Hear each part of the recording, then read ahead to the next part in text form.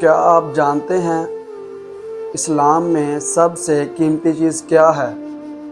انوار الحدیث اور ترمذی کی حدیث ہے، نبی کریم صلی اللہ علیہ وآلہ وسلم نے ارشاد فرمایا، قیامت کے دن مومن کے ترازو میں سب سے بھاری چیز اس کا اخلاق ہوگا۔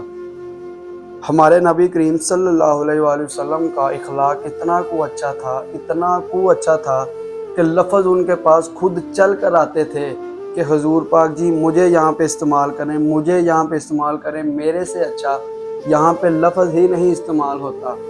نماز، روزہ، عبادت یہ سب اپنی جگہ، لیکن اگر اخلاق اچھا نہیں تو سب کچھ ادھورا ہے۔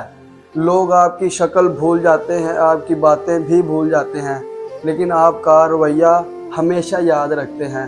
مسکرا کر بات کرنا، معاف کر دینا، نرمی کے ساتھ پیش آنا، یہی اصل دین اور اخلاق کی خوبصورتی ہے، اور یہ حضور پاک کی سنت بھی ہے۔